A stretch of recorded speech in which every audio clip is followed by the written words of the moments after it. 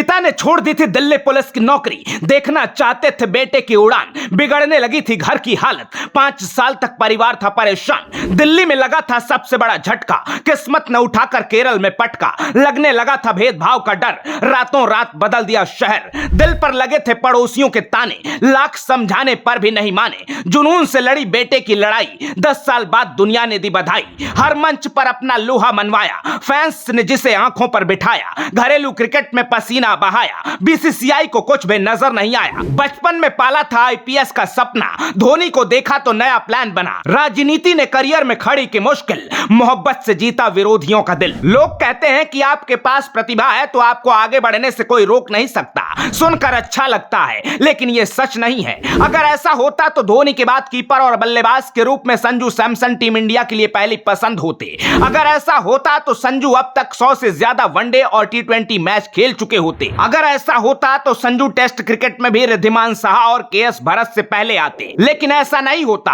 बल्कि दुनिया की सच्चाई बिल्कुल अलग है। अगर आपके पास प्रतिभा है तो ना जाने कितनी ताकतें आपको रोकने के लिए आपके पीछे पड़ जाएंगी, ना कितने इनसिक्योर लोग आपके साथ खेलना चालू कर देंगे और आप अपनी प्रतिभा को पकाते रह जाएंगे। सच्चाई यह है कि अगर आपके पास प्रतिभा है तो आपकी चुनौतियां डबल हो जाती हैं, क्योंकि एक अदृश्य फौज जो पीछे से आपका पैर खींच रही होगी, आपको उससे भी लड़ना होगा। इंडिया के स्टार प्लेयर संजू सैमसन की कहानी भी कुछ ऐसी ही रही है, जिनके पास बचपन से टैलेंट की कोई कमी नहीं थी, लेकिन किस्मत ने उनको ऐसे टेस्ट किया कि उन्हें पीछे खींचने वाले लोग सफर शुरू होने से पहले ही पीछे पड़ गए थे। और यही वजह रही कि सबसे लड़कर सितारों की तरह चमकने में संजू को करीब 10 साल लग गए। संघर्षों से भरी संजू की कहानी सुनकर आप सबको सबक भी मिलेगा और लड़ने का साहस भी। तो चलिए शुरू करते हैं the great story of Sanju Samson. Chapter 1, बचपन एंड क्रिकेट कनेक्शन।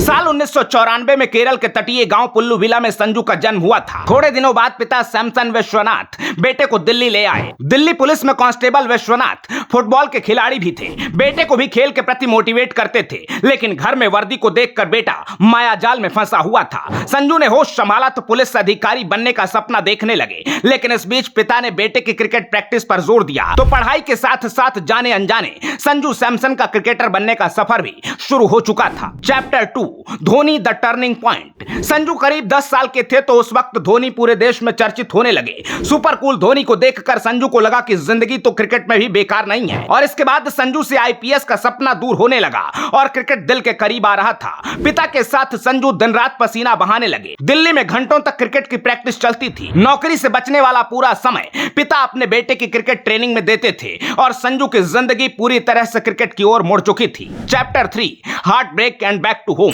कई महीनों की कड़ी मेहनत के बाद करीब 12 साल की उम्र में संजू ने क्रिकेट का पहला एग्जाम दिया। दिल्ली में अंडर 13 टीम के लिए ट्रायल हुआ, लेकिन संजू सैमसन को सिलेक्ट नहीं किया गया। संजू के साथ पिता विश्वनाथ को इससे गहरा सदमा लगा। वो सारी रात सो नहीं पाए और वैकल्पिक रास्ते सोचने लगे, क्योंकि ट्रायल में फेल होने के बाद दिल्ली में पड़ोसी ताने मारते थे। परिवार से कई बार लोगों ने कहा, क्या हुआ आपके सचिन का, आपका तो पूरा घर ही क्रिकेट किट लेकर घूमता रहता है। अब संजू के पिता बेटे को फेलियर के बाद ऐसे माहौल में नहीं रखना चाहते थे। कुछ दिन बाद ही उन्होंने दिल्ली पुलिस की नौकरी छोड़ने का फैसला कर लिया। वीआरएस यानी अपनी इच्छा से रिटायरमेंट लेकर सैमसन विश्वनाथ ने परिवार के साथ दिल्ली से तिरुवनंतपुरम की ट्रेन पकड़ ली। Chapter 4, the right choice. Sanju के पिता केरल 2 वजहों से लौटे थे। पहली ये कि वहां दिल्ली जितना खर्च नहीं आएगा, दूसरी वजह यह थी कि उनको दिल्ली में बेटे के साथ भेदभाव का डर भी लग रहा था।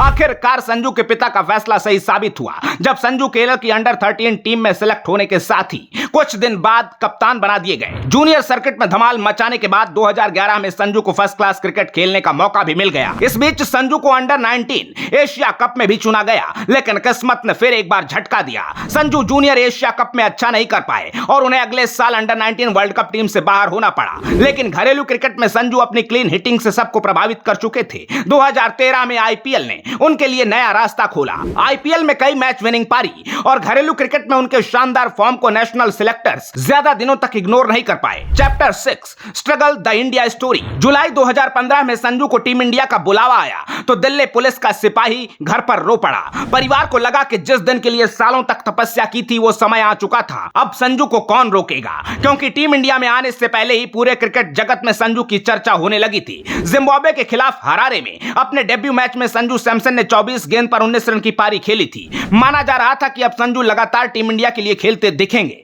लेकिन सिलेक्टर्स ने सबको गलत साबित कर दिया। अचानक से संजू पूरे सीन से गायब हो गए। करीब 4 साल तक उन्हें एक भी इंटरनेशनल मैच खेलने का मौका नहीं मिला।